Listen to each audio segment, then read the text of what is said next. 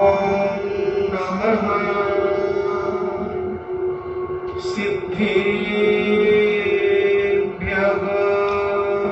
ॐ नमः सिद्धेभ्यः।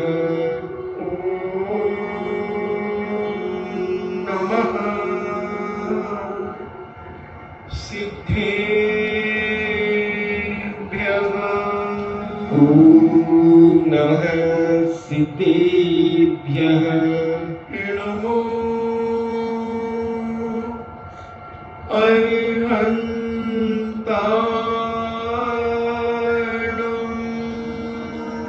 नमो अरिहन्ताणम्। नमो सिद्धाणम्। नमो सिद्धाणम्। नमो आयर्याणम्।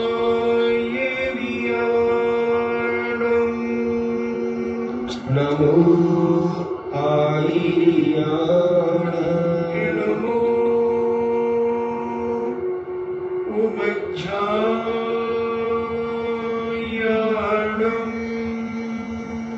नमो उमज्झायाणम्।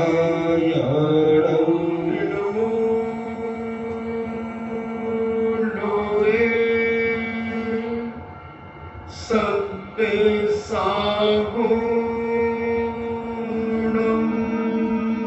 नमो लोये सव्वेसागुणम्। पंच परमेष्टि भगवान की जय। अहिंसामयी वीतराग विश्व धर्म की जय।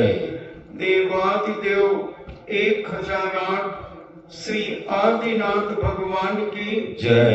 देवादिदेव 1008 चिंतामणि घोर उपसर्ग विजेता श्री पार्श्वनाथ भगवान की जय। देवादिदेव 1008 शासन नायक बाल ब्रह्मचारी भगवान महावीर स्वामी की जय। परम पूजनीय आचार्य श्रोमणि गुरुवर श्री कुंद कुंद महामुनिराज की जय। परम पूजनीय आचार्य श्रोमणि गुरुवर श्री विद्यासागर जी महामुनिराज की जय। परम पूजनीय निर्व्यापक श्रवण मुनि श्री सुधा सागर जी महाराज की जय। परम पूजनीय 3,9 करोड़ महामुनिराजों की जय।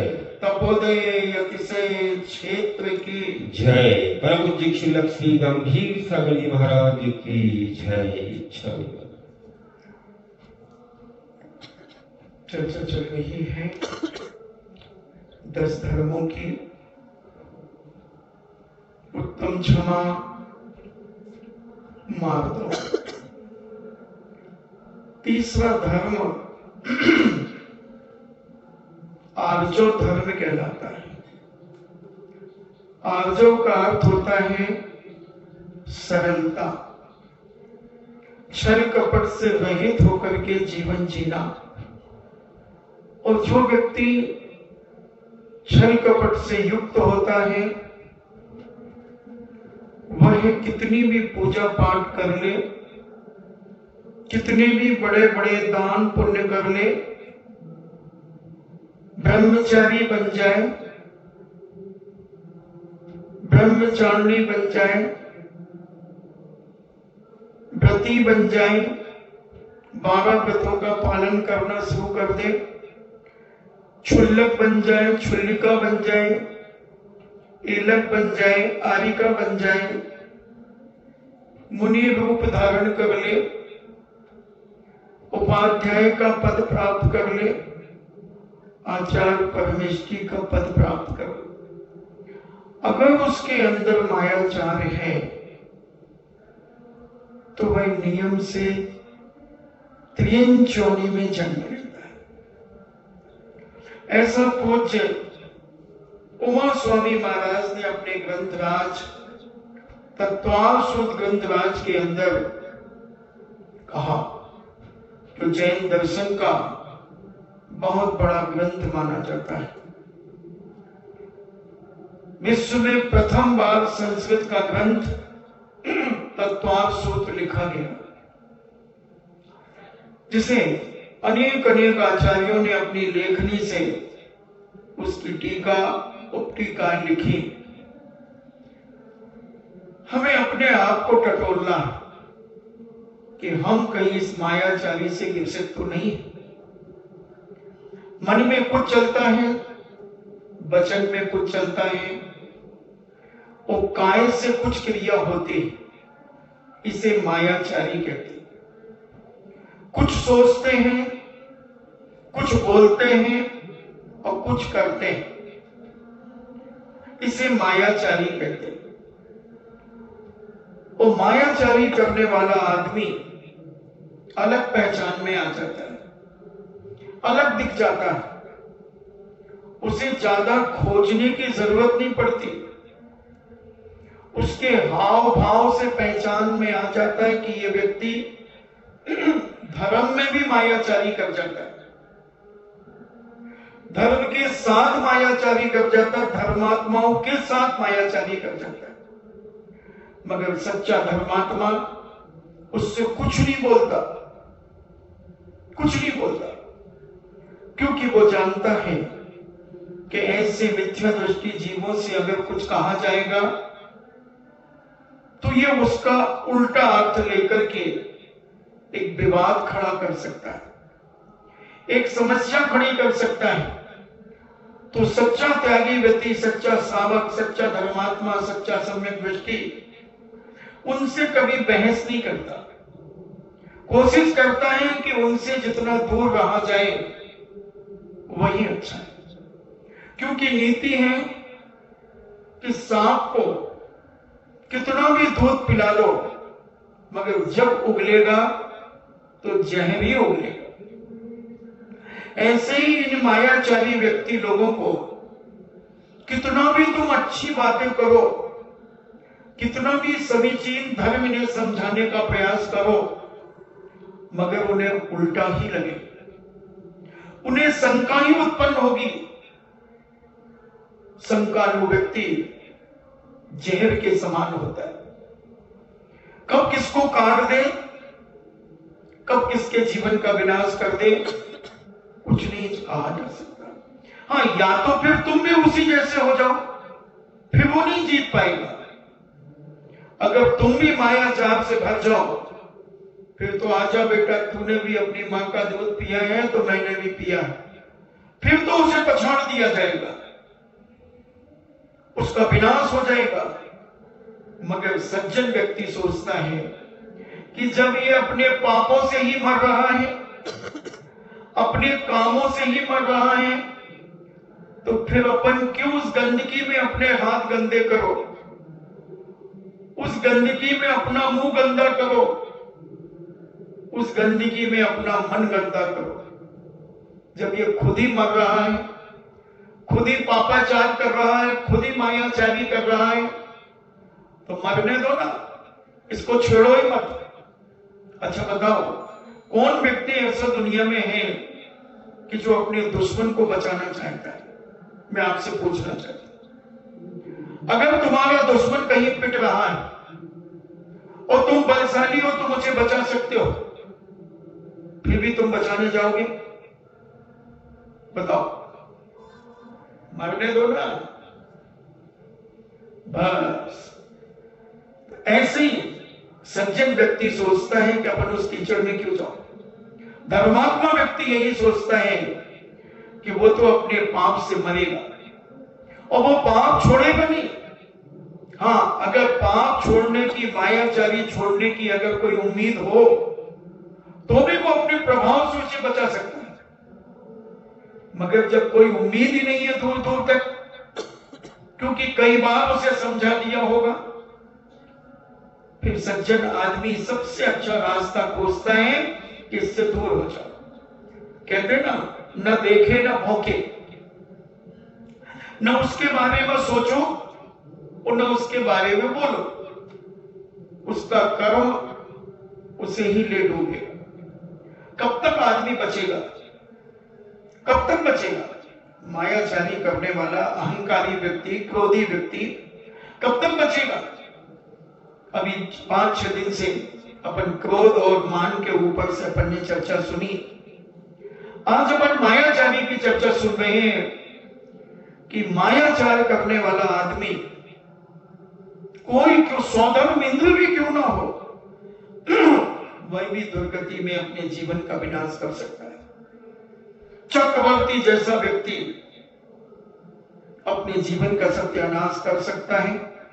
इतिहास साक्षी है कि 2 चक्रवर्ती नरक गए, 2 चक्रवर्ती स्वर्ग गए और 8 चक्रवर्ती मोक्ष गए। ब्रजबिषप नाराज सेना ने इनके पास सब कुछ वैभव संपन्न है, 6 खंड के अधिपत्य हैं, मगर छल कपट धोखेबाजी करने के कारण इनके जीवन का विनाश हो गया।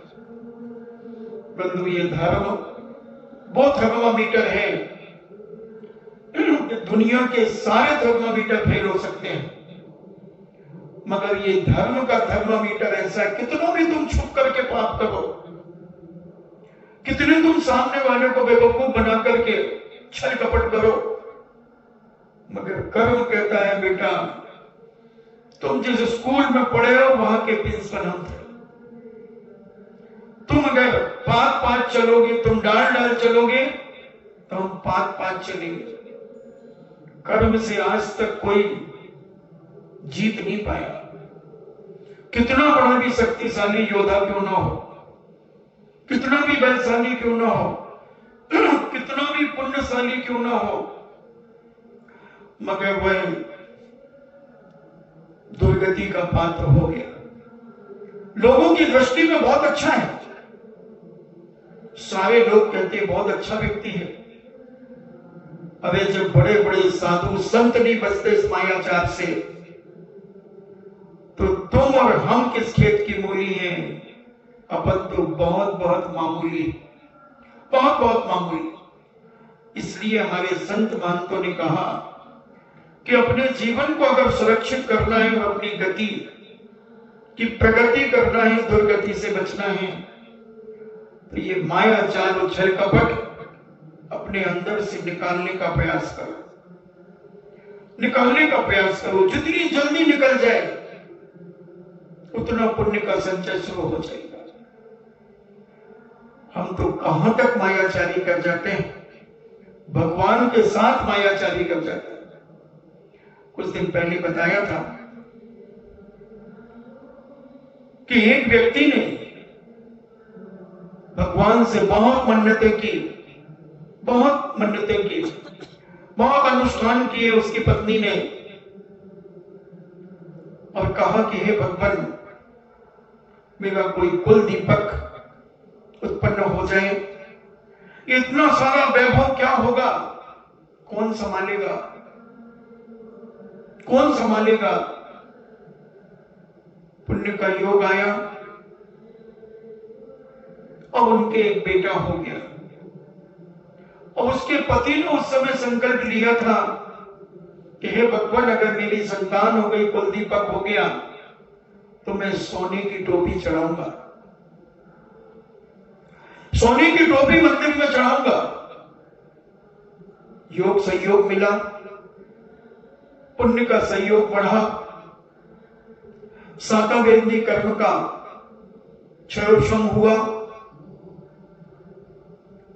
और सब तरफ से पुण्य प्रगतियों के संयोग से कुल दीपक पैदा हो गया। 45 दिन के बाद जब जिनालय लाया गया तो उसकी पत्नी ने कहा, देखो आपने कहा था, भगवान के चरणों में बैठ करके कहा था कि मैं सोने की टोपी चढ़ाऊंगा। बोले हाँ बनवाना है मुझे, मैं विचार करता हूं।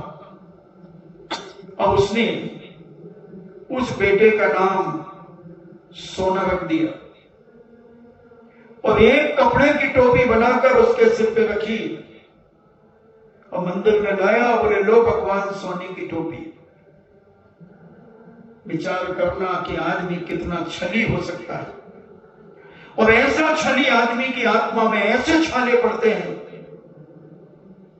कि इनकी कोई दुनिया में दवा नहीं होती। जैसे अभी कोरोना की कोई दवा दुनिया में नहीं बनी, अभी नहीं बनी, मगर ये दवा तो बन सकती है, बनेगी।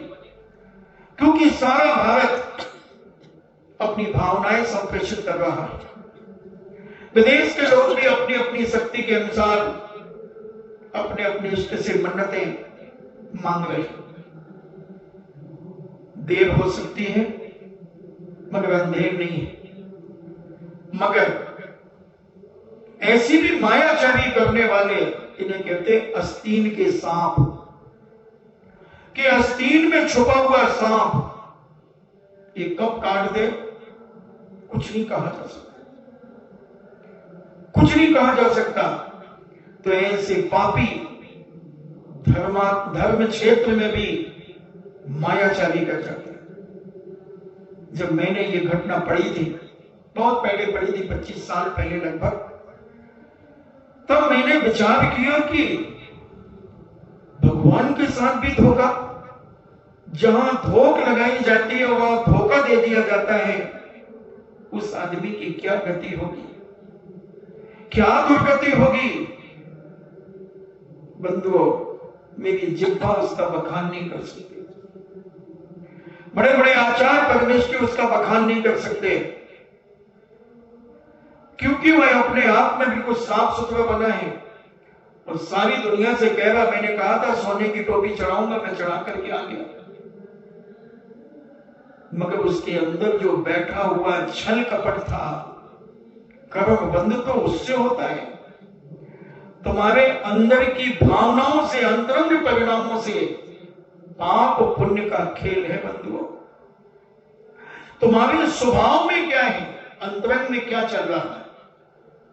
ऊपर से तुम बैठे रहो ना आंख बंद करके सामायिक करने में, अंदर क्या गुटरगू चल रही है, अंदर क्या चल रहा है, उसी से गति, प्रगति, दुर्गति, सदगति होती है।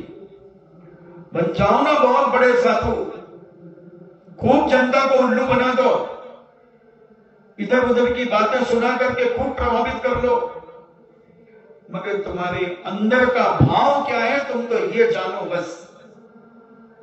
साक्षात भगवान महावीर स्वामी भी आ जाएं तो ऐसे छली को कभी सदगति नहीं भेज सकते, ऐसे पापी को कभी सदगति नहीं भेज सकते। सारे अनंत सिद्ध परमेश्वर आ जाएं तो भी नहीं बचा सकते बंधुओं, नहीं बचा सकते। इतिहास साक्षी पड़े हैं हमारे ग्रंथों में, अपार कहानियां इनकी पड़ी, छली कपटियों की, इन धोखेबाजों की, इन मायाचारियों से युक्त व्यक्तियों की।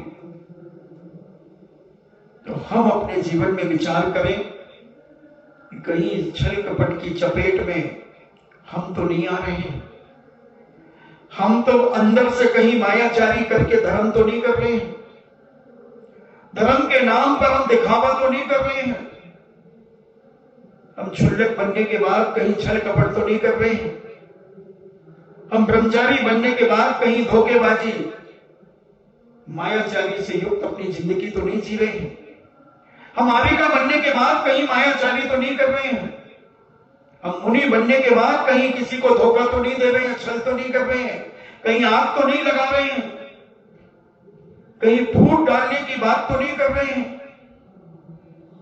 बंधुओं, जैन दर्शन कहता है तुम्हारी भेष की कीमत नहीं है, भेष की कीमत नहीं है, तुम्हारे अंदर के भावों की कीमत है।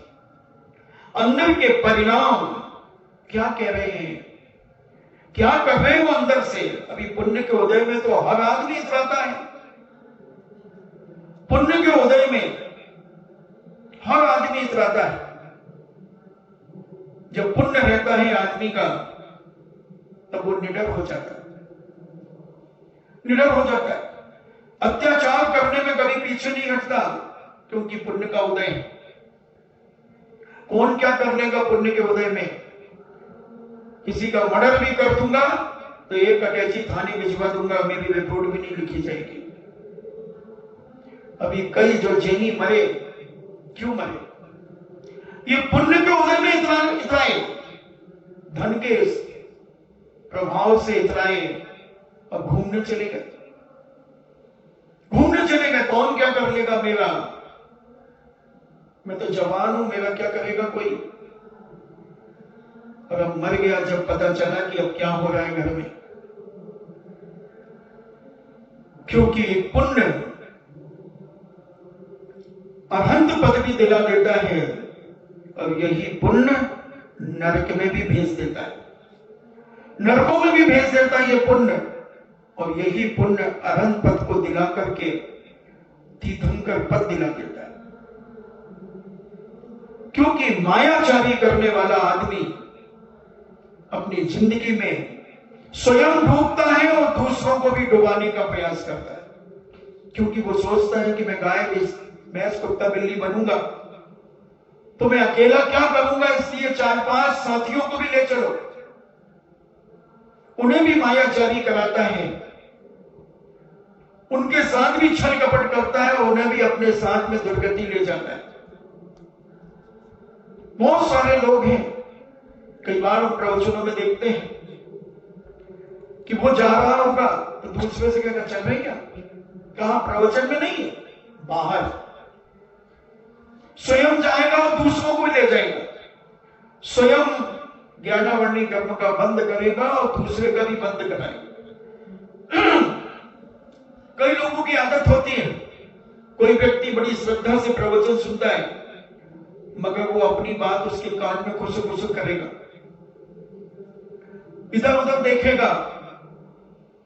अड़ोसी पड़ोसी के प्रवचन सुनो ना, तो सुनते नहीं, तुम्हें क्या हो रहा है, तो तुम हमें क्यों परेशान कर रहे हो, हम आपको कोई परेशान नहीं कर रहे, और फिर इधर उधर मुंह लगाएगा।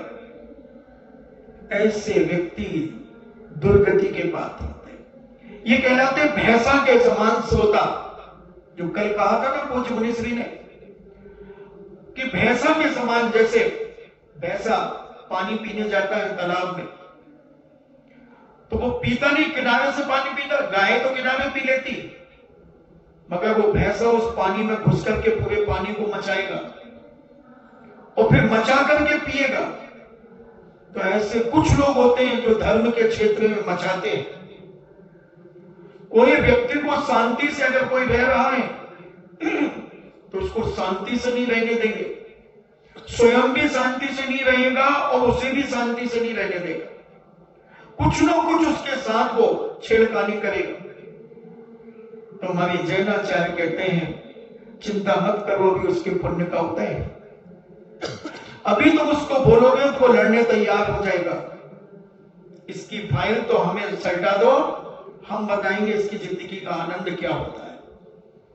और जब मर के ऐसे आदमी त्रिंचों में जाते हैं, जब इनको बोझा ढोना पड़ता है, जब इनकी गर्दनें छिल जाती हैं, जब इनकी दुर्दशा होती है, इन्हें हंटर पड़ते हैं, तब अपन को भी दया आती है, भगवान कितना बोझ लाद दिया। मगर जो थोड़ा सा कर्म सिद्धांत को जानता है वो दया भाव तो रखता है, मगर कर्म सिद्धांत को भी याद करता है कि जिनेन्द्र भगवान ने क्या कहा था, मायाचारी करने वाला की दुर्दशा कैसे होती है, छेड़ाना पड़ना। त्रिंचों की दुर्दशा पंडित दौलत राम जी ने अपनी छेड़ाना में लिखा। क्योंकि मायाचार करने वाला पुण्य के उदय में ही मायाचारी करता है, पाप के उदय में मायाचारी नहीं कर सकता। क्योंकि पुण्य में उसका प्रभाव रहता है, पुण्य के कारण वो जो चाहे करे। सज्जन व्यक्ति कभी नहीं उलझता, वो सब देखता रहता है, सुनता रहता है, मगर छेड़ता नहीं।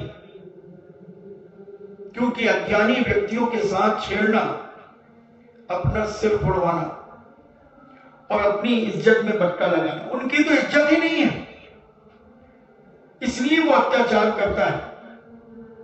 तो हमारे पूज्य आचार्य महाराज कहते हैं कि इस उत्तम आर्जव धर्म को समझो, और जिसने इस आर्जव धर्म को समझ लिया वो त्रेंच योनि से बच गया, वो पशु योनि से बच गया, और सबसे ज्यादा त्रियंच है।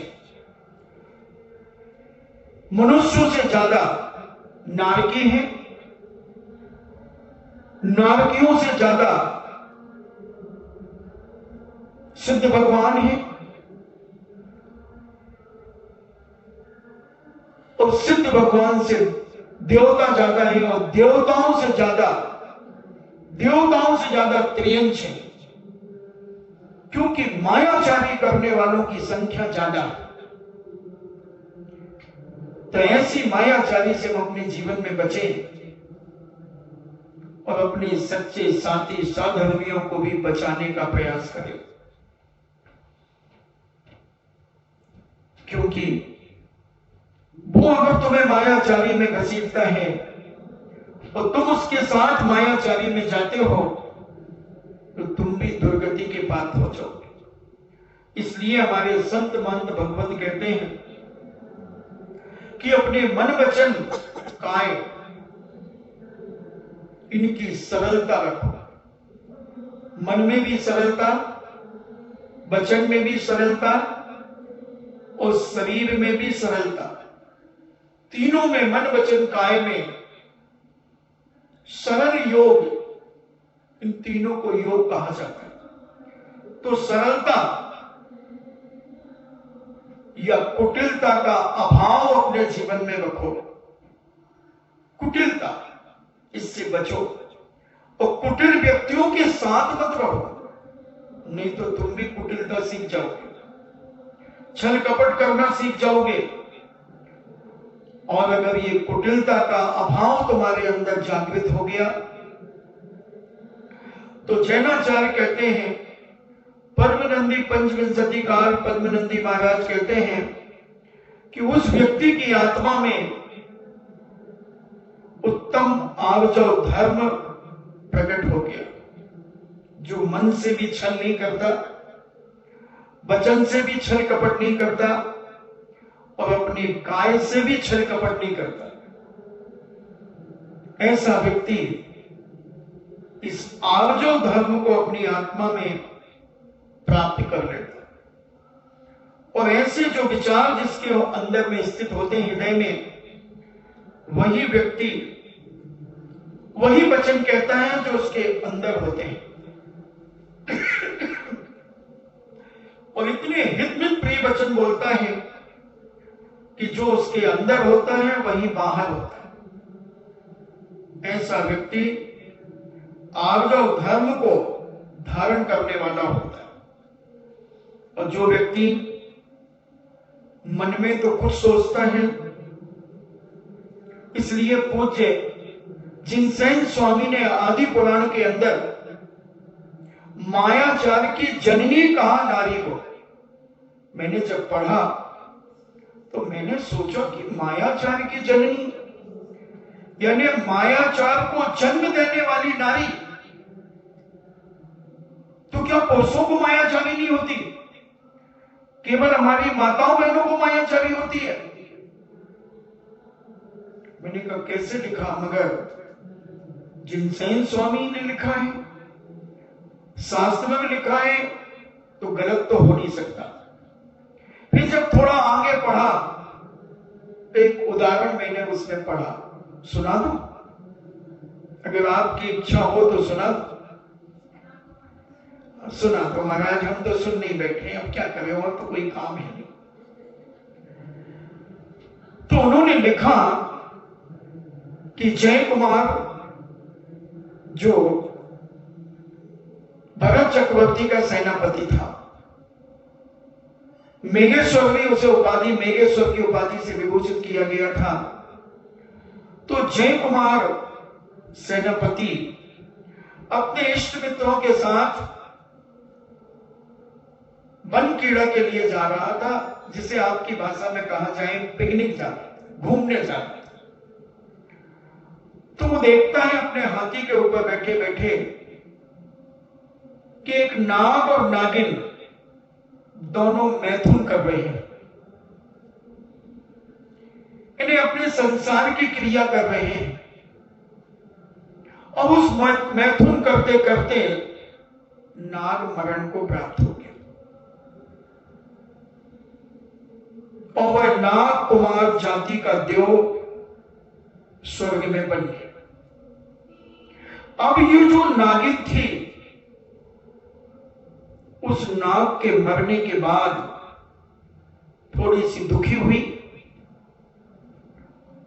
और जय कुमार वहां से आगे चले गए अपने मित्रों के साथ। जब लौट करके आए तो देखते हैं कि वो नागिन एक दूसरे नाग से संबंध कर रही है, दूसरे नाग से संबंध कर रही है। जय कुमार और उनके मित्र विचार करते हैं कि देखो इस दुष्टा को, उल्टा को, अभी अभी इसका पति मरा है और इसे असंगी पंचेंद्रिय होते हैं नाग, सम्यक दर्शन प्राप्त कर सकते हैं, प्रति बन सकते हैं, 12 व्रतों का पालन करते हैं। जय कुमार विचार करते हैं कि देखो इस पापी को, अभी अभी इसका पति मरा और ये दूसरे नाग से संबंध करने लगे, धिक्कार। और जो लोग थे उन्होंने पत्थर उठा करके उसे मारना शुरू कर दिया। वह नागिन मर गई और योग पुण्य से वह भी स्वर्ग में उसी नाग कुमार जाति की देवी हो गई। नाग कुमार जो देव बना था, पहले वाला नाग, उसकी देवी हो गई, क्योंकि देवों की सबसे छोटा जो देवता होता है, जिसकी 10,000 वर्ष की आयु होती है, उसकी 32 देवियां होती हैं और इतनी शक्ति होती है उसमें 150 धनुष प्रमाण पृथ्वी को उखाड़ करके फेंक सकता है। और 150 धनुष यानी 6 फुट का एक धनुष, 6 फुट का एक धनुष, तो 900 वर्ग फुट के एरिया को एक देवता उठा करके फेंक सकते। 100 व्यक्तियों को जिलाने की और 100 व्यक्तियों को मारने की ताकत होती है, इतना उनके पास शक्ति होती है, प्रभाव होता है। और वह नागिन यहां से जाकर मर करके जब नाग कुमारी बनी, देवी बनी, तो अपने पति से विलाप करती है देव से कि आप तो यहां आ गए, वो मुझे बहुत सताया, बहुत मायाचारी करके सुनाती है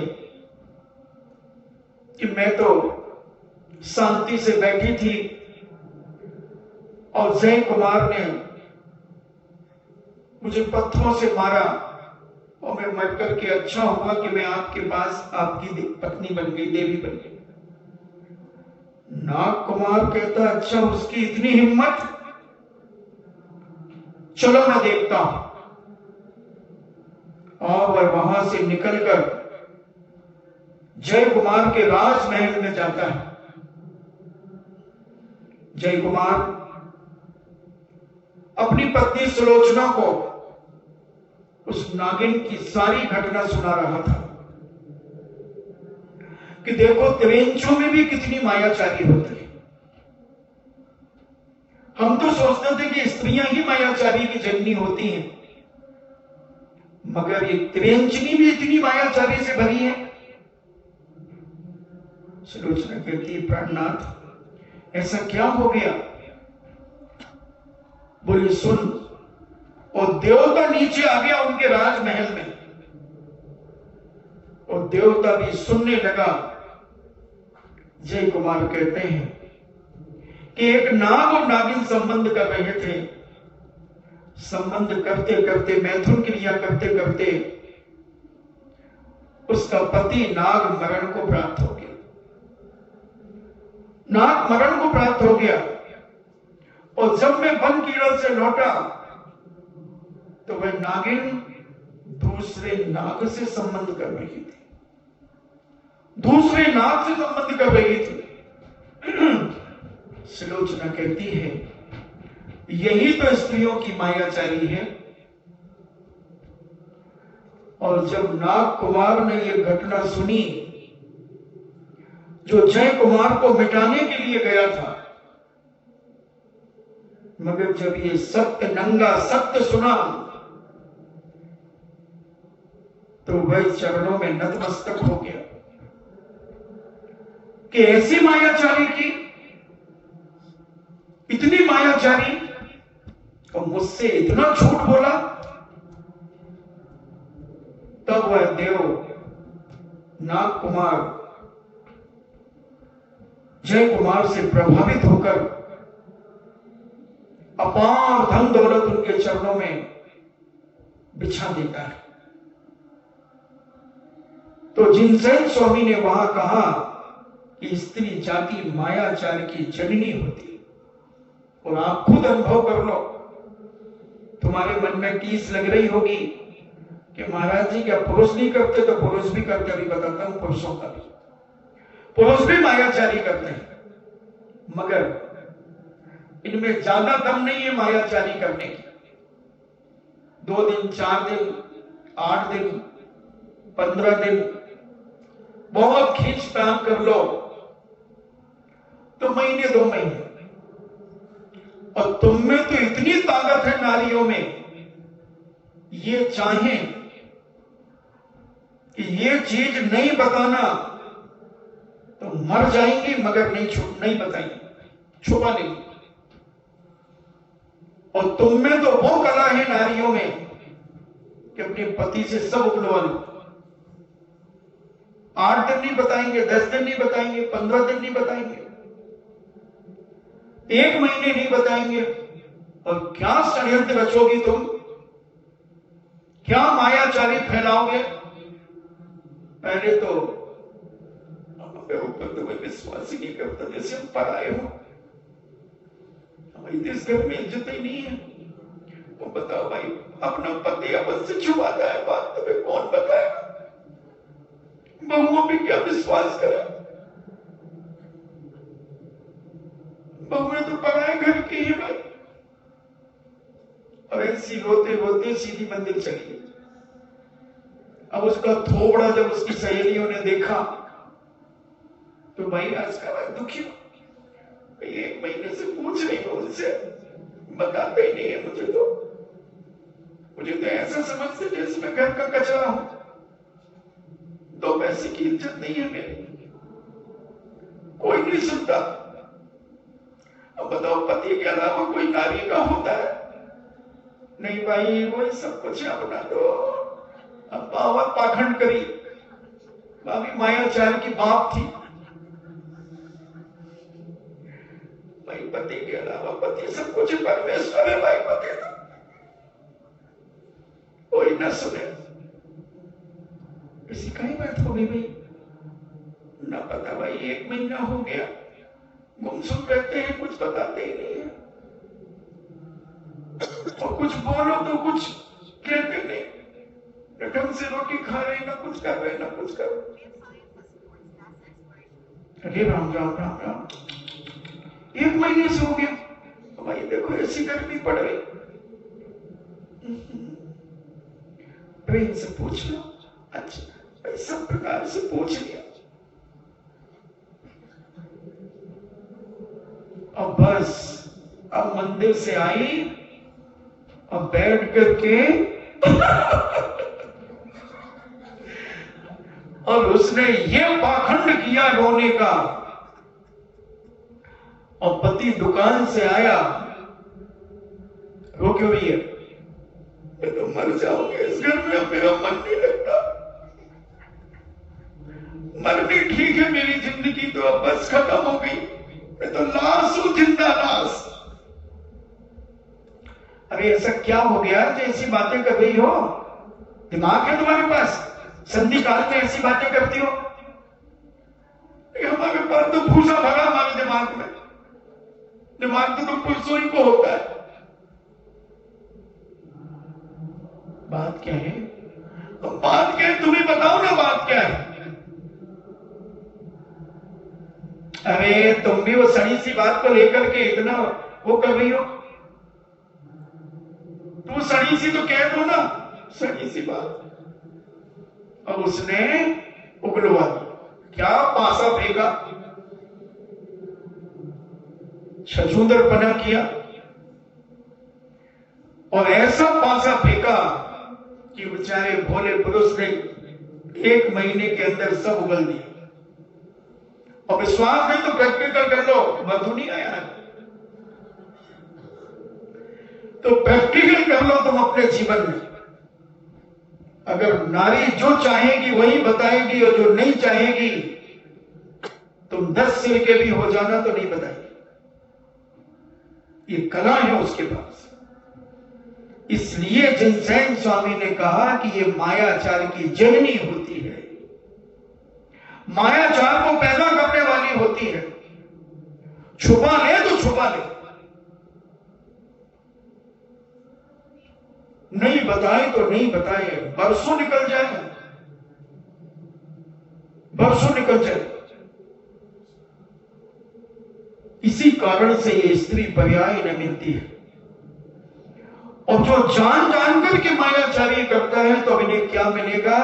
मेरे मुंह में शब्द नहीं है, वो केवल ही भगवान जानते हैं कि जो आदमी जानकर के मायाचारी कर रहा है, छल कपट कर रहा है, ऊपर से बड़ी मीठी बातें कह रहा है, बहुत मीठी बातें कर रहा है, जैसे तुमसे इससे बड़ा सगा कोई है ही नहीं तुम्हारा।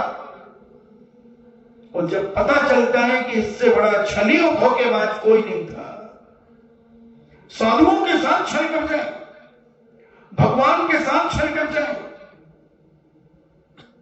ऐसे व्यक्तियों से बंधुओं सदा बचना, अकेले रह जाना, अकेले रह जाना, मगर ऐसे छलियों का कभी साथी मत बनाना। ऐसे धोखेबाजों को कभी अपना साथी नहीं बनाना, क्योंकि कब धोखा दे दे कुछ नहीं कहा जा सकता। कब मायाचार करके तुम्हारे अंदर की सब बातें निकलवा ले और अपनी छुपा ले और तुम्हें फंसा देंगे और स्वयं बरी हो जाएंगे। हमारे जैनाचार्य कहते हैं ऐसे कपटी कुटिल व्यक्तियों से अपनी जिंदगी को बचा के रखना। ये आर्जव धर्म इसीलिए रखा गया कि तुम इस मायाचार से बचकर के अपनी जिंदगी जियो। मन में और वचन उचलिए, जो मन में चल रहा है उसको मुंह से कहिए और वही अपने शरीर से प्रदर्शन करिए। हम बड़ी बड़ी पूजाएं कर लेते हैं दशनाक्षण पर्व में, और उसी दिन कहो इतनी मायाचारी कर जाए और पूजा करके आए हैं दशनाक्षण पर्व की, आर्जव धर्म की, वही धोखा दे दे, मंदिर में धोखा दे दे, मंदिर में ही मायाचारी कर ले। क्या होगा ऐसे जीवों का? जब हम स्वाध्याय करते हैं, जब रोंगटे खड़े हो जाते हैं कि हे भगवान ऐसी दुर्दशा, और जानकर के कर रहे हैं, हम सब जान रहे हैं, परिवार के साथ, मोहल्ले पड़ोस के साथ इतना मीठा बोलते, इतना मीठा बोलते हैं, और ऐसे आंखों में 1 मिनट में आंसू भरते, 1 मिनट में आंसू। शायद जनक नंदी सीता से ज्यादा दुखी दिखती है, ऐसे एक्शन करती है। उस एक्शन का रिएक्शन जब किसी के ऊपर होता है तब उस बेचारे को पता चलता है कि ये तो धोखेबाज था, ये धोखेबाज था। एक अभी हम अजमेर में 1994 में चातुर्मास कर रहे थे, और सोनी जी नसिया में चतुर्मास था, उसी के सामने एक इंद्रचंद जी पाटनी रहा करते थे। एक व्यक्ति आया अप टू डेट बनकर के, बिल्कुल सूट वूट पहनकर, टाई आई लगाकर, और वो सोनी नसिया में ऐसे ही बैठे रहते थे ऑफिस में। और उसने आकर के उनके पैर छुए। बहुत सज्जन व्यक्ति थे, छल कपट से रहित, बहुत साधारण अपना जीवन जीते थे, धर्म में थे, स्वाध्याय करते थे। और उसने उनके चरण छुए। उन्होंने कहा, अरे भाई क्या कर रहे हो? बोले, बाबूजी आप जैसे धर्मात्मा कहां मिलते हैं हमको। और उसने 1000 का नोट निकाला और कहा, बाबूजी 500 के 2 नोट दे दीजिए। उन्होंने 2 नोट दे दिए 500 के, और बोले, इनको अपनी अंगूठी से स्पर्श करा दीजिए, आज मैं अपनी दुकान का उद्घाटन करने जा रहा हूं।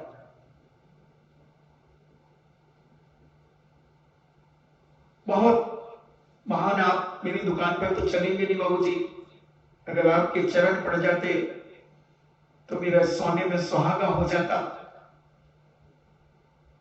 इतना मीठा बोला, इतना मीठा बोला।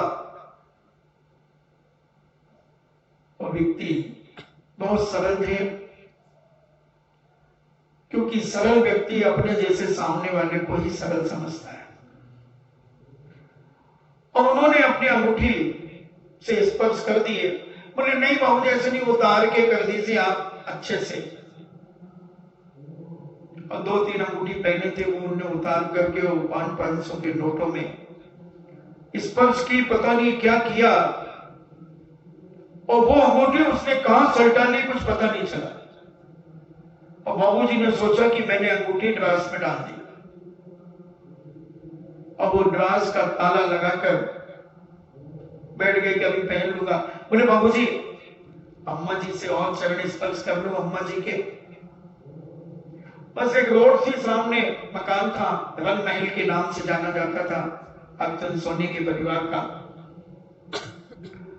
बोले, चलो अम्मा जी के पास ले गए। बोले, अम्मा जी आपका जेवर महामांगलिक है, आप तो बिल्कुल साक्षात देवी हो, और अपने आभूषणों से मेरे ये 500 के नोट स्पर्श करा दीजिए मां, मैं आज दुकान का उद्घाटन करने जा रहा हूं। और अम्मा भी भोली थी, वो भी अपने सारे आभूषण का संदूक ले आई और वो सब दिखाया। और उसने नोटों को ऐसे करते करते करते करते कहां गोल कर दिए और बंद करके दे दिया। अम्मा ने रख दिया। बहू भी कहती, मैं भी लाऊं क्या अपना? वो इतना नजर नीचे करके बात कर रहा है। और उस अम्मा के चरण छुए, सब कुछ छुए,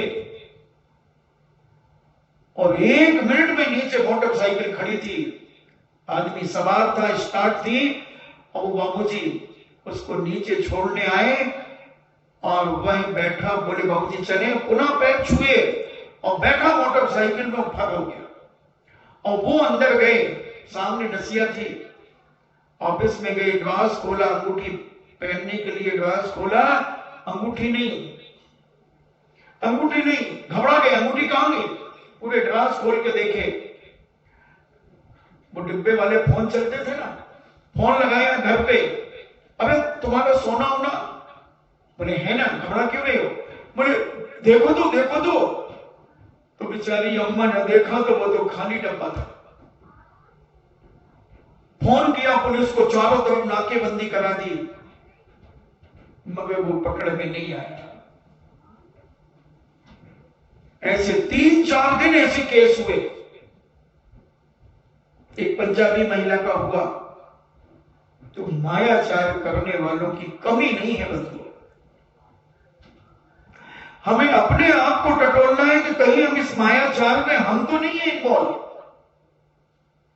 हम तो कहीं ऐसा छल कपट नहीं कर रहे अपने जीवन में। दूसरा जो कर रहा है उसकी वो जाने, अपने आप की पहचान करना है। हम तो ये तुम्हें उदाहरण दे रहे हैं, ये मायाचारी की बात तुम्हें बता रही है कि तुम अपने आप अगर हो तो उसको निकाल करके फेंक दो, नहीं तो जैन कुल में जन्म लेकर जब मर करके तुम दुर्गति में जाओगे तब तुम्हारा क्या होगा। ऊंचे पद से जब आदमी नीचे गिरता है उस समय उसकी हालत देखने लायक होती है। कोई अमीर आदमी जब अमीर पद से जब गरीब बन जाता है तब वो नजर से नजर नहीं मिला पाता, नीचे देखता है जो आसमान में देखता था। तो बस मुझे यही वेदना रहती है कि जो जिनेंद्र के कुल में जन्म लेने के बाद, देव सास गुरु का सानिध्य पाने के बाद अगर वह मर करके गाय भैंस कुत्ता बिल्ली बने, नागिन बने, त्रियंश बने, तो बताओ क्या शोभनी है? क्या शोभनी है? उस समय बंधु क्या होगा तुम्हारा? क्या तुम मुंह दिखाने लायक होगे? वो मायाचारी करने वाला गृहस्थी नहीं होता। मैंने पहले ही बताया कि गृहस्थ भी हो सकता है, ब्रह्मचारी भी हो सकता है, ब्रह्मचारिणी भी हो सकती है, क्षुल्लक भी हो सकता है, क्षुल्लज्ञानी भी हो सकती है, तिलक जी भी हो सकते हैं, आरिका जी भी हो सकती है, मुनि महाराज भी हो सकते हैं, उपाध्याय और आचार्य परमेष्ठी भी हो सकते हैं। विचार करना है कहीं हम तो नहीं इसकी चपेट में आ रहे हैं, कहीं हम ऐसा छल कपट हम तो नहीं कर रहे अपनी जिंदगी में, रो करके सामने वाले को प्रभावित करके तरीके से कैसे भी उसे फंसा करके, और तुम सोचो कि वो बुद्धू है। वो बुद्धू नहीं है, वो सोचता है इन पापियों के मुंह कौन लगे, इनसे मुंह लगकर के अपना मुंह क्यों खराब करें, ये तो दुर्गति जा ही रहा है, मैं क्यों दुर्गति जाऊं। तो बंधुओं, अगर जैन कुल में तुमने जन्म वाकई में लिया है और तुम्हें इस जैन दर्शन पे गर्व है, तो आज ही तुम संकल्प कर लो कि हम भूखे मर जाएंगे, भूखे मर जाएंगे, भीख मांग लेंगे, मगर छल कपट अपनी जिंदगी में नहीं करेंगे। 4 दिन की चांदनी हम अच्छे से जी जाएंगे, मगर उसके बाद क्या होगा? फिर अंधेरी रात। इसलिए कम रोशनी में जी लो, मगर छल कपट मत करो किसी के साथ, धोखेबाजी मत करो किसी के साथ, और धोखेबाजी करके आनंद भी मत बढ़ाओ कि मैंने तो ऐसे एक्शन करके अपनी बात मनवा ली। थोड़ा सोचो, विचार करो, क्या फर्क पड़ेगा? जो सत्य है वो कह दो ना, जो अंदर चल रहा है वो बता दो ना, क्या होगा? क्या होगा? आज कितनी मायाचारी चल रही है लॉकडाउन के अंदर। गरीबों के लिए बहुत सारे लोग भोजन की व्यवस्थाएं कर रहे हैं, सरकार भी पूरी ताकत लगा रही है, सारी व्यवस्थाएं, पंचायत भी व्यवस्थाएं कर रही है, तहसील भी कर रही है, सारे लोग व्यवस्थाएं कर रही है, मगर कुछ छली कपटी अपने घरों में अनाज का स्टॉक कर रहे हैं। बताते बिजौलिया में ही कोई पकड़ा गया, एक पीपा तेल रखा था अपने घर में और तेल लेने और चला गया बटरा में। वो कहता नहीं हमारे यहां तो कुछ है ही नहीं। ऐसे बहुत जगह हो रहा है। अरे कम से कम जब तेरे पास खाने हैं तो पड़ोसी का तो पूछ ले कि पड़ोसी तेरे पास खाने हैं कि नहीं। और इन छल कपट से बंधुओं सरकार क्या करेगी? कितनी व्यवस्था बनाएगी, कितनी व्यवस्था बनाएगी? हम तो लूटने के मूड में बने बैठे, लूटने के मूड में बैठे हैं। वो तो मजबूरी में लूट रहे हैं, मगर हम सक्षम होकर के लूट रहे हैं। हम जान जान करके गलतियां कर रहे हैं और हम सोच रहे हैं कि किसी को मेरी गलतियां, मेरी असलियत किसी को नहीं मालूम है। अरे तुझे मालूम है कि नहीं, पहले ये बता। किसी को नहीं मालूम, चलो मुझे नहीं मालूम, तुम्हें नहीं मालूम, मगर जो ये छल कपट कर रहा है उसे मालूम है कि नहीं कि मैं छल कपट कर रहा हूं। मैं इतना पूछना चाहता हूं, ये तो नीति क्या धर्म कहता है कि जो करता है उसे सब मालूम है कि मैं क्या कर रहा हूं, मेरा भाव क्या है इसमें। जो भी आदमी जो कार्य भी करता है, चाहे अच्छा हो चाहे बुरा हो, चाहे चोरी हो, कुछ भी हो, उसे मालूम है कि मेरा भाव, मेरा अंतरंग परिणाम क्या है इसके ऊपर। बस उसी से कर्मबंध होता है। अंतरंग की भावनाओं से ही कर्मबंध विशेष रूप से होता है। और अगर तुम जान करके कर रहे हो और आज समझ गए और उसके बाद भी अगर तुमने नहीं छोड़ा, तो फिर ये कर्म तुम्हें नहीं छोड़ेगा। जैसे कानून बना दिया गया कि मास्क अगर लगा के नहीं मिले तो तुम्हें सीधी 1 साल की जेल है, 1 साल की जेल और जुर्माना भी। ऐसे ही कर्म भी कहता है कि अभी तक कर्म भी कहता है ऐसे ही कि तू जानता है कि मैं मायाचारी कर रहा हूं, और अगर तूने मायाचारी नहीं छोड़ी तो बेटा तेरे ऊपर तो चक्रवर्ती ब्याज लगेगा। ब्याज के ऊपर ब्याज, यानी कर्म के ऊपर कर्म। जब चढ़ाई करेगा सारा पुण्य पाप में बदल जाएगा, संक्रमण हो जाएगा, तब तुम कहोगे ये कैसे हुआ। तब कर्म कहेगा जान जान करके। मैं आपसे पूछना चाहता हूं कि जो व्यक्ति जानकर के कोई गलती करता है और एक व्यक्ति से अनजान में गलती होती है, अपन माफ किसे करेंगे। मान लो लोग बैठे थे, भीड़ थी मान लो बहुत ज्यादा, और आदमी उठे तो किसी के पैर पे किसी का पैर पड़ गया, किसी की लात किसी को लग गई, कोई बात नहीं, कोई बात। और एक ने चला करके लात मार दी। मैं आपसे पूछना चाहता हूं आप क्या करोगे जिसने चला करके लात मारी।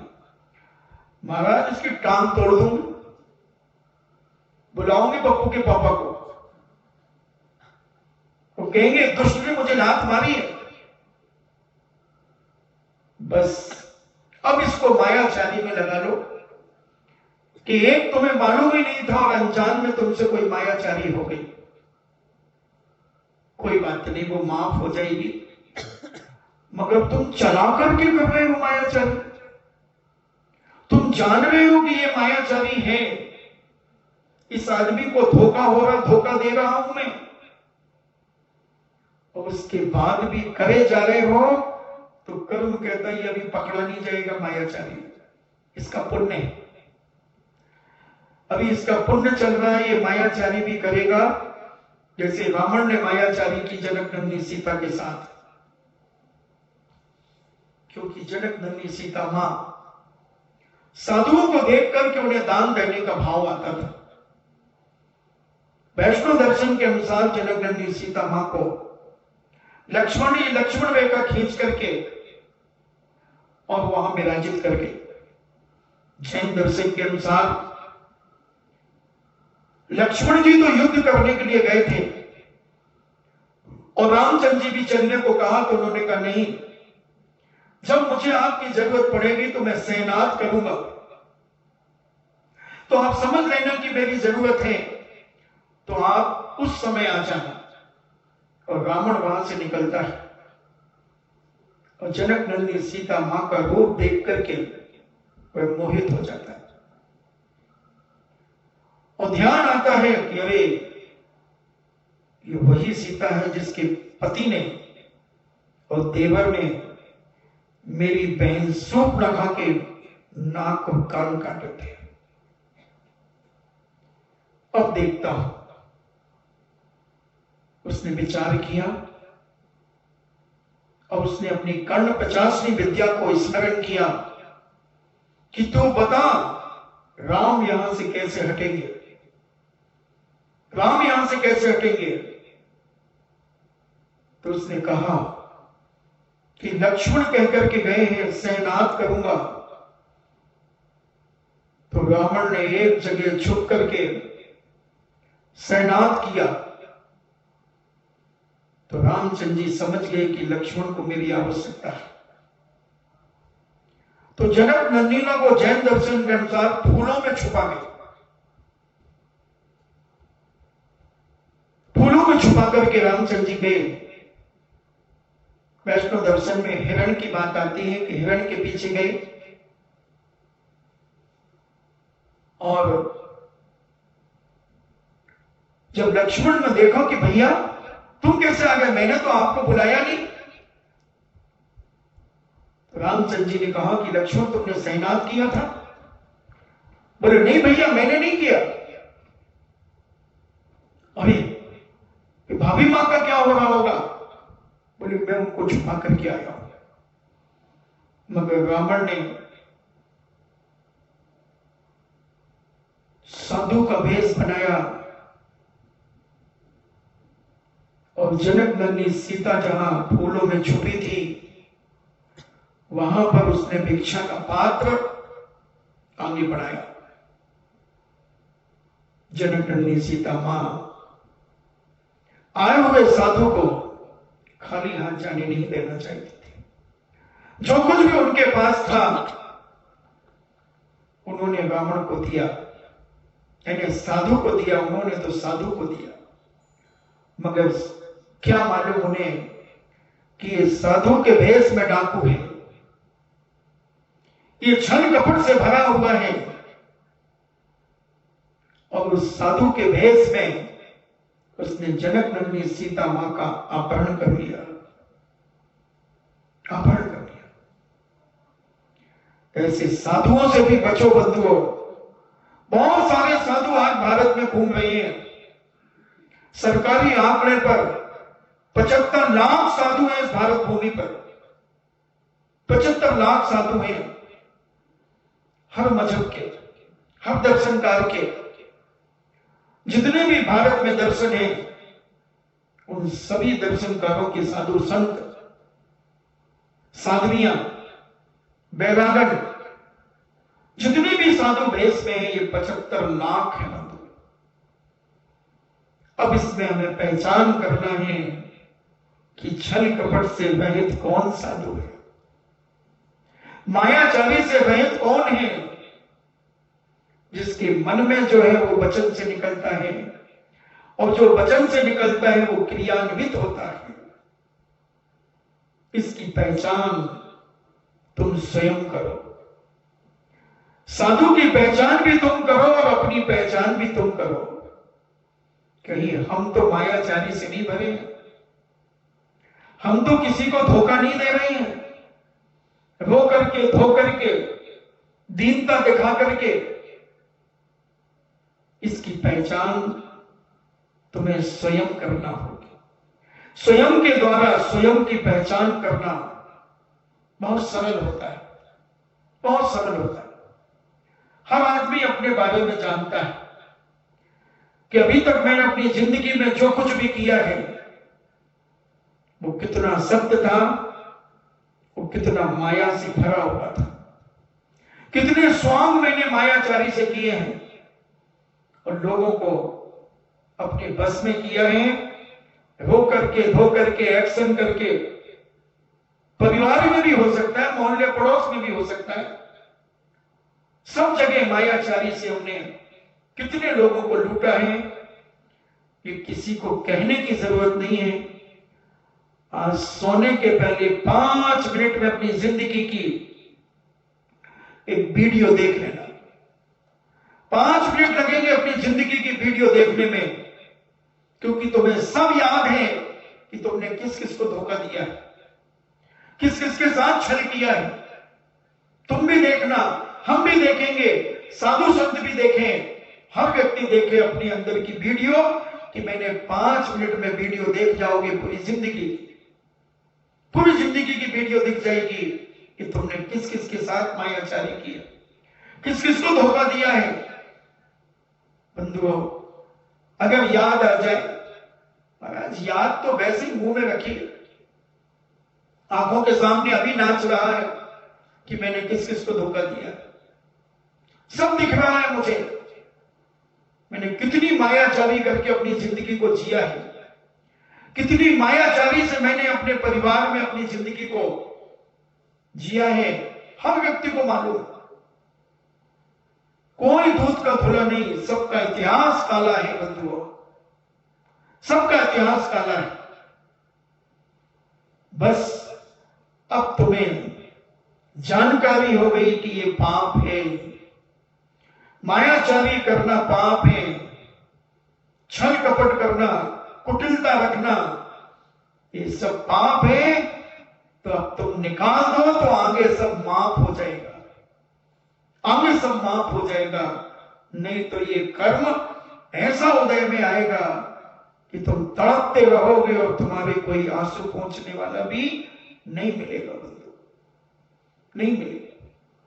क्योंकि तुमने जो मायाचारी की है, आदमी ने सहन कर ली, और तुम अब जान जान करके मायाचारी करोगे तो कर्म कहता है कि अब तेरे कोई आंसू पहुंचने वाला भी नहीं मिले।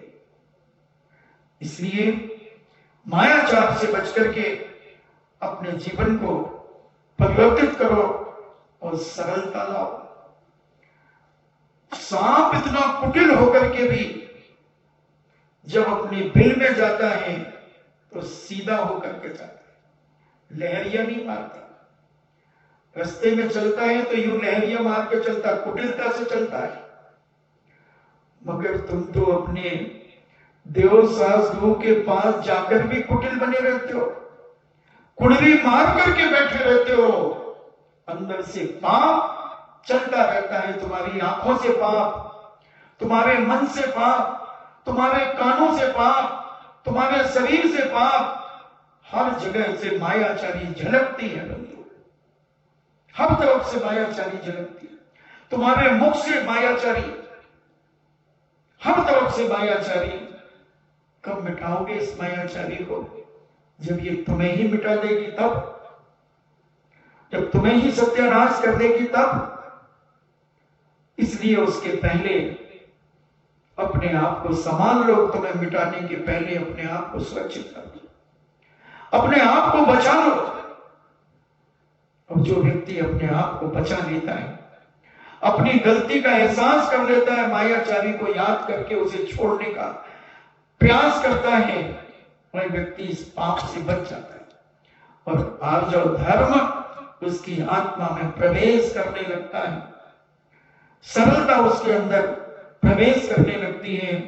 और ऐसे इस आर्जव धर्म को हम अपने वचन से विचार करें कि हे भगवान, जो मेरा वचन कहता है वही मैं बाहर फलता हूं, वही कष्ट में श्रेणी में जन्म लेना पड़ेगा जहां पर हमारी कोई नहीं सुनेगा और हम रोते और चीखते और तड़पते रहेंगे और लोग देखते हुए चले जाएंगे। इसलिए आपका समय हुआ, हम समझें अपने जीवन में कि इस मायाचारी के माध्यम से हम अपने जीवन को कितना बचा सकते हैं।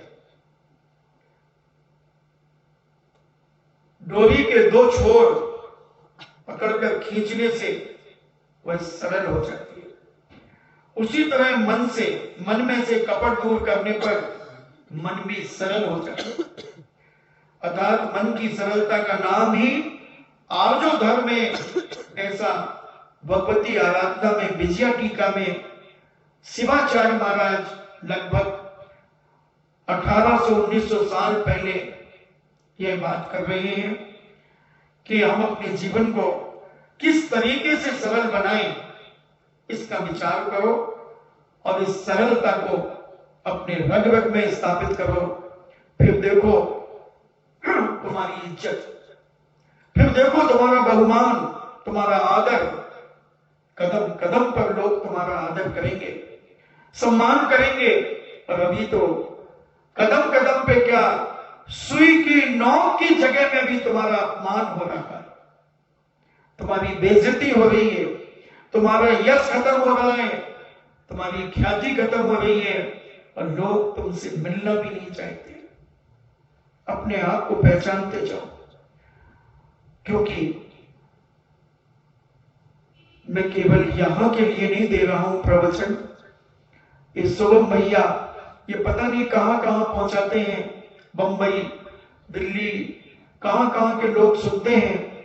तो मैं सारे भारत के लिए बता रहा हूं कि अपनी मायाचारियों को कम करो, और जितनी मायाचारी तुम कम करोगे उतना तुम्हारा जीवन हल्का हो जाएगा, बहुत पवित्र हो जाएगा। जब तुम मायाचारी से बहस होकर के जीवन जियोगे, सारे भय खत्म हो जाएंगे, सारे दुख दर्द खत्म हो जाएंगे।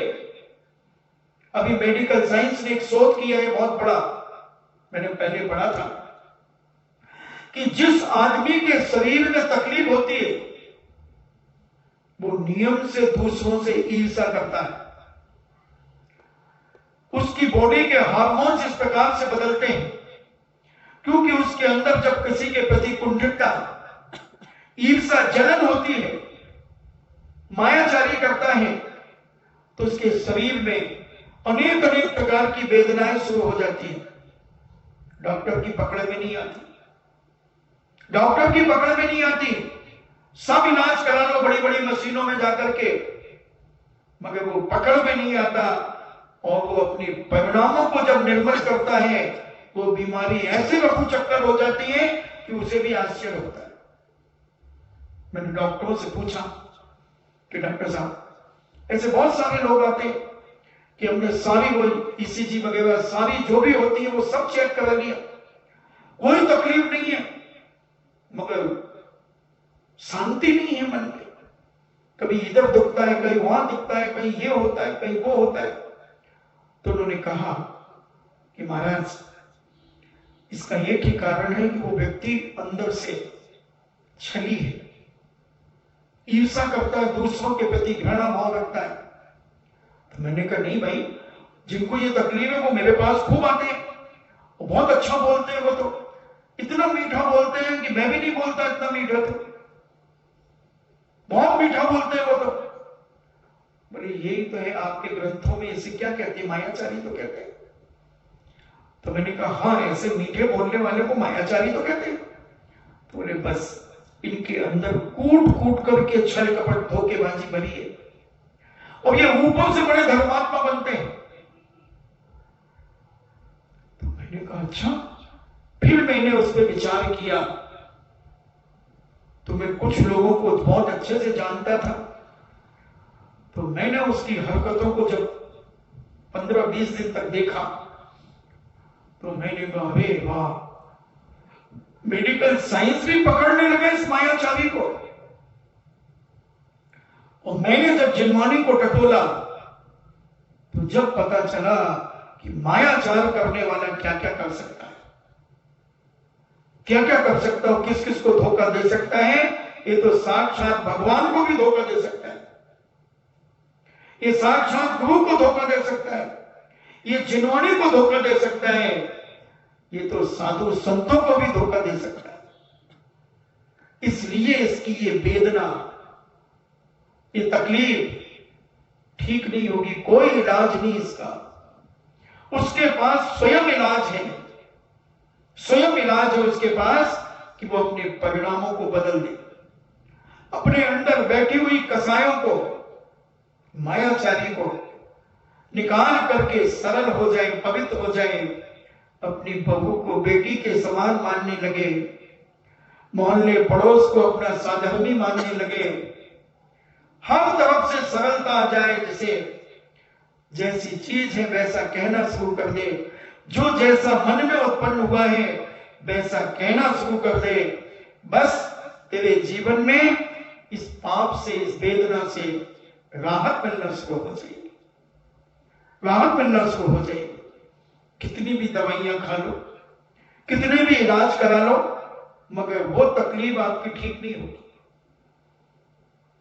मैंने डॉक्टरों से पूछा तो बोले महाराज कोई इलाज नहीं है इसका, ये उसके पास उसके हार्मोन्स जो बदलते हैं, उन हार्मोन्स के कारण उसकी तकलीफें बढ़ जाती है। और भी साइंस की भाषा में उन्होंने बहुत सारी बातें बताई, तो मैं उतनी अंग्रेजी नहीं समझता, तो मैं तो कुछ मोटी मोटी बातें मैंने समझी और उन बातों को समझ करके मैं तुम्हारे सामने रख रहा हूं कि अपने जीवन को बहुत सरल बनाओ भैया।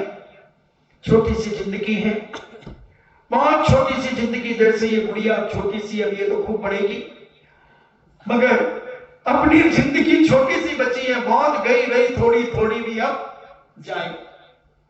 इसलिए इस मायाचार से बचकर के अपने जीवन को सरलता में परिवर्तित करो, पवित्रता में परिवर्तित करो।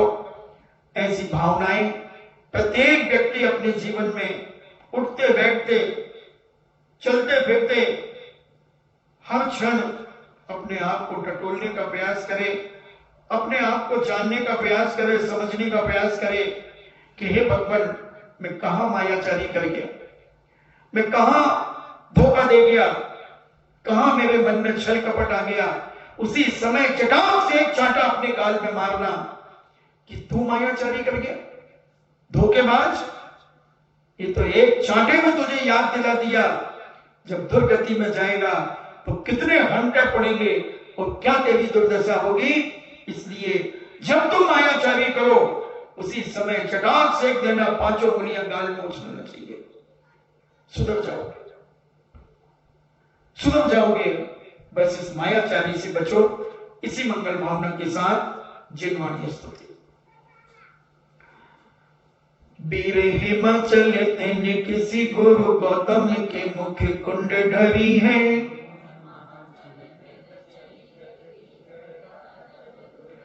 ज्ञान पायो निधि माही वली बहु भंग तरंगन सोचरी है।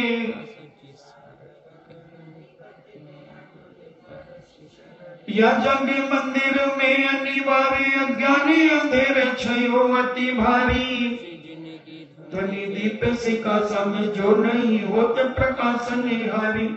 तो किस बाती पदारथ पाती कहा नहीं तेरे ते विचारी, संत कहे धने धनी है जिन बड़े उपकारी, जिनवाणी के ज्ञान से सूझे लोकालो, सुबानी मस्तक धरो सदा तुम दो। हे जिनवाणी भारती तो जपो दिन रेन, जो तेरो शरणागए सो पावे सुख चैन। देव भजो हरिहंत को गुरु सेवा निर्ग्रंथ, दया धर्म पालो सदा यही मोक्ष का पंथ। नमो का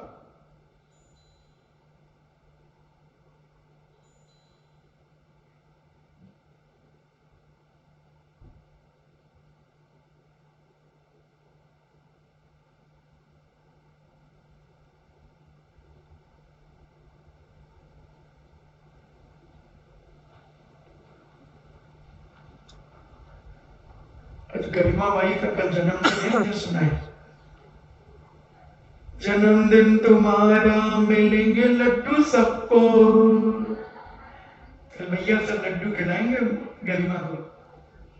परम पूजनी दाद सांग जिनवाणी माता की सुत देवता जयवंतो, सुत देवता जयवंतो, सुत देवता जयवंतो। जैनम जैतो शासनम वंदे विद्यासागरम, जैनम जैतो शासनम वंदे विद्यासागरम, जैनम जैतो शासनम वंदे विद्यासागरम। देखो मेहंदी मेहंदी लगा के आ गई आज तो छोरी।